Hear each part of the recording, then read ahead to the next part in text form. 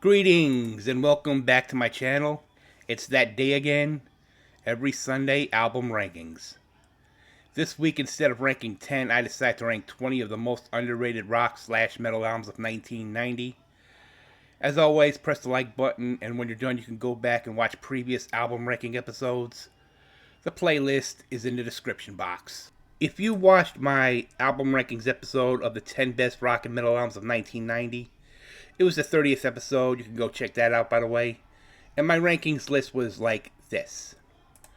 I had at 10 Judas Priest Painkiller, at 9 Slayer's Seasons in the Abyss, at 8 Megadeth's Rust in Peace, at 7 is The Crazy World from the Scorpions, at 6 is Stick It To You from Slaughter, at 5 Warrant's second album Cherry Pie, in 4th place Queensryche's Empire, in 3rd place, Poison's Flesh and Blood. In 2nd place, AC/DC's The Razor's Edge. And Winger's sophomore record, In the Heart of Young, takes the top spot in number 1. It is now time to go to work. Alice in Chains kicks things off with their debut, Facelift. Some are arguing that this, instead of Nirvana's Nevermind, is the first grunge rock album. Although the grunge genre didn't kick in until late 1991, early 1992. The album peaked at number 42 on the Billboard album charts and went triple platinum. The standout songs were We Die Young, Sea of Sorrow, and their biggest hit, The Man in the Box. That song was nominated for a Grammy Award for Best Hard Rock Performance with Vocal in 1992. And the song Man in the Box still gets airplay in classic rock radio stations all over the country. Next, Love Hate's debut, Blackout in the Red Room, takes the 19th spot. Released on February 22nd, 1990, the video for the single Why Do You Think They Call It Dope got some good airplay on MTV, primarily on Headbangers Ball. The other standout tracks include the title track Blackout in the Red Room and She's an Angel. The album made it to number 154 on the Billboard 200. Ritual de lo Habitual, which is Spanish for Ritual for the Usual. The second studio outing for Jane's Addiction. This was their final record before their initial split a year later. This record made it to the top 20 on the Billboard 200 back in 1990 and went double platinum. The standout tracks include Stop, 3 Days, Classic Girl, and their smash hit Been Caught Stealing. They were in the same boat as the Red Hot Chili Peppers when it came to rock crossing over to funk and alternative, if I'm not mistaken. Taking the 17th spot is Steelheart's self-titled debut, released on July 10th, 1990. Features 4 standout singles, Can't Stop Me Loving You, Everybody Loves Eileen, She's Gone, and their big hit, I'll Never Let You Go, Angel Eyes. Sorry about that. It reached the top 40 on the Billboard 200 and was certified gold in 1991. Matter of fact, a brand new cover of this album was released in 1991. Lead singer Milenko Michael Matajevic, he has one hell of a singing voice. Him and Freddie Curci are two of the most underrated singers of that old school AOR genre. Next, speaking of Freddie Curci, his group Alias had a self-titled debut record that makes this list at number 16. He, along with Steve DeMarchi, were members of the band Sheriff, which had a hit single with When I'm With You, which went to number 1 on the Billboard Hot 100 in 1989, 7 years after the initial Sheriff album release. But in 1990, Curci and DeMarchi formed Alias, and their self-titled debut was released on June 10th, 1990. The standout tracks, Haunted Heart, Waiting for Love, and a number 1 hit single in their home country of Canada, number 2 on the Billboard Hot 100, More Than Words Can Say. Great power ballad, by the way. Next, the self-titled debut from the Paramus, New Jersey quartet Trixter comes in 15th place. Trixter spawned 3 minor hit singles, all on the Billboard Hot 100.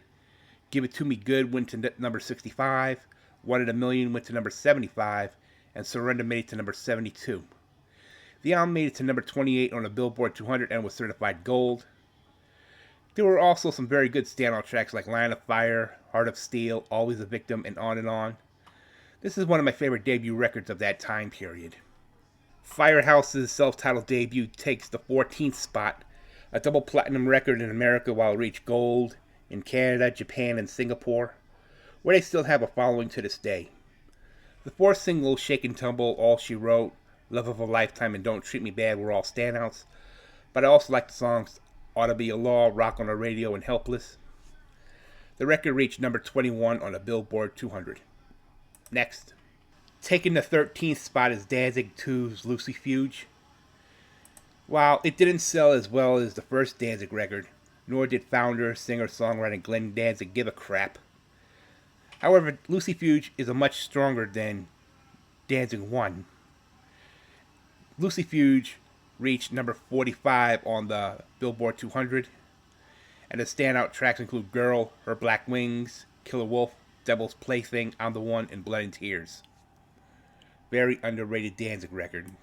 Tear, the 15th studio record from Black Sabbath, is at number 12. Unlike the predecessor, Headless Cross, they departed from the dark lyrics and focused more on Norse mythology, which led to people believing that Tear was a concept record.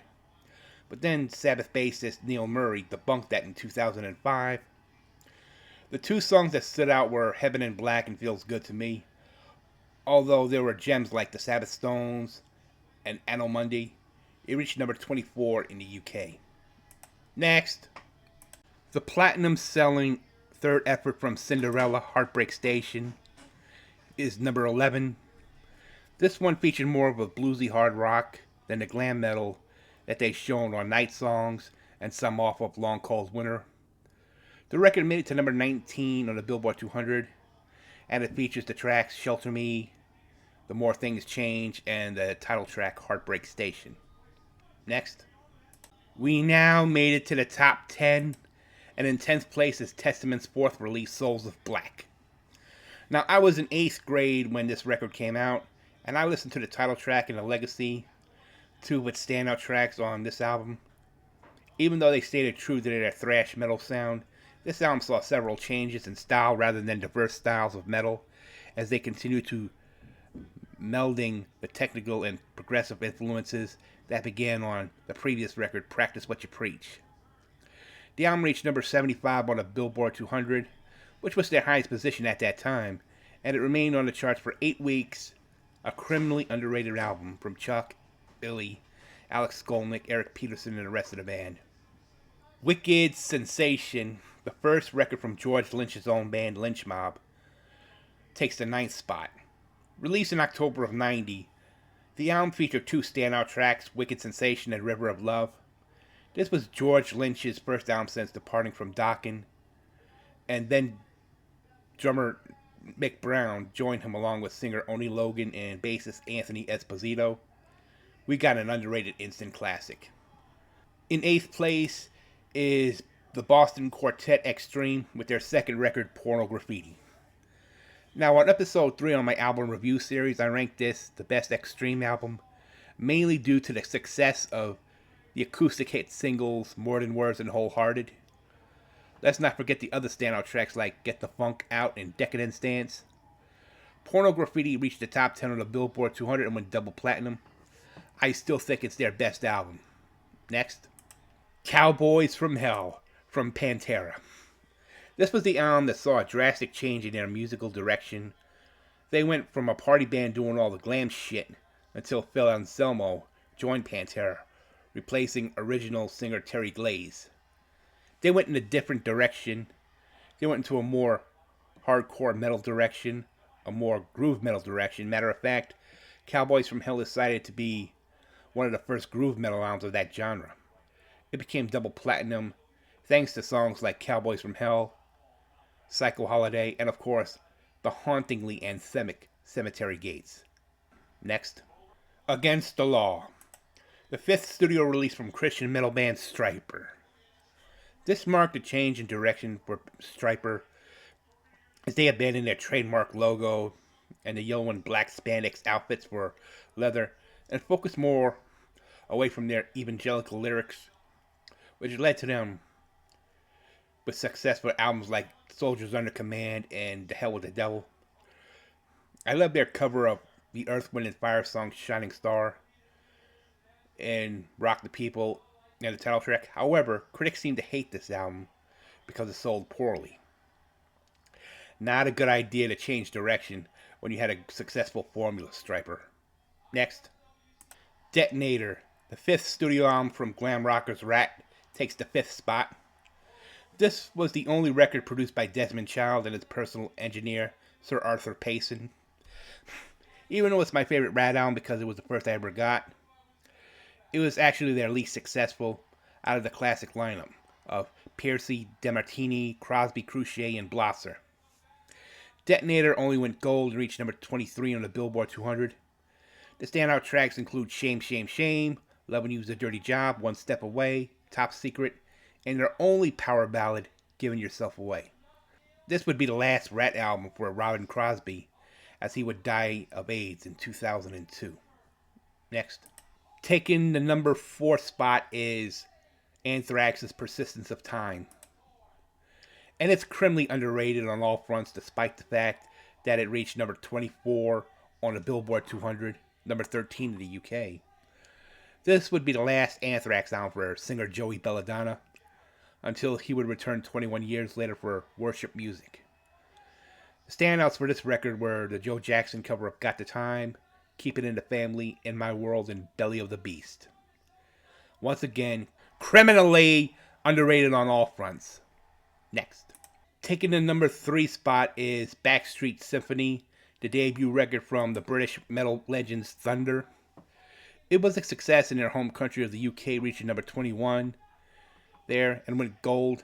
And I remember it received airplay on local radio stations in between the spring and summer of '91, where I had moved from New York to Tampa, Florida. The standout tracks include Love Walks In, Dirty Love, and Until My Dying Day. That Thunder album, to me, is their best.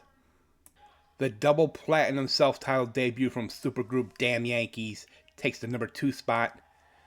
This features Tommy Shaw from Styx, Jack Blades from Night Ranger, Ted Nugent, and an unknown drummer who would go on years later to play drums for Lynyrd Skynyrd and Michael Cartellone. The album was produced by Ron Nevison, and it went to number 13 on the Billboard 200, featuring the standout tracks Bad Reputation, Come Again, Coming of Age, and their hit single High Enough. The song High Enough made it to number 3 on the Billboard Hot 100, while it reached number 2 on the mainstream rock tracks.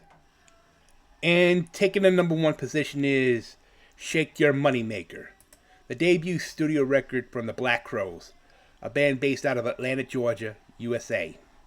Even though I didn't bother to put it up on the top 10 best list of 1990, I just thought I'd give it the number 1 spot on the most underrated album of 1990. Even though their first 2 singles, Jealous Again and Twice as Hard, I thought were minor hits, Hard to Handle and She Talks to Angels were 2 major hit singles off this 5 times platinum selling debut that reached number 4 on the Billboard 200, mind you.